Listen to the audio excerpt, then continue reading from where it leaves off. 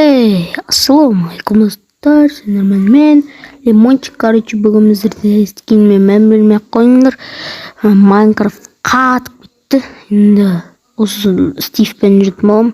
Лайк басып каналға жазылып қойыңдар. Бүгін біздерде мод автоматик. Достар, автоматчик болады. Автоматты түрлі 5 түрі бар. Соны көрсететін боламын. Бұл туториал, сосын қалай тартылатынын көрсететін боламын. Ал келесі видеомызды бастай берейік. Давайте кеттік.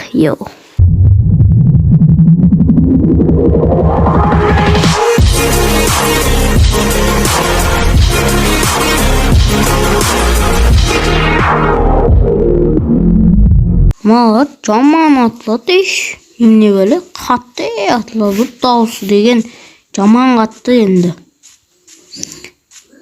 Жаман қатты шығады бұның дауысы.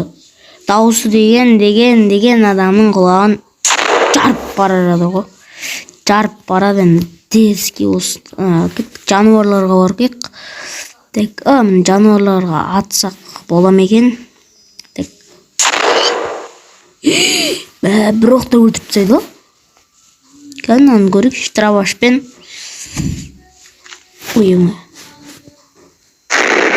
Айбый, жаман бір оқтан өлтіріп тастайды екен. Лик басыңдар осыған, дерзкий екен. Дерзкий оружиялар екен. Мәні баласын өлтіріп тастайды.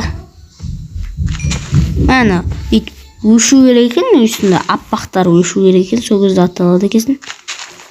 Мәні аталасын. Тиген жоқ анаған, кеттік туториалға. Осындай Play Store ма? Play Market'ке кіресіңдер, сөйтесіңдерден оружие для Майнкрафта қандайды?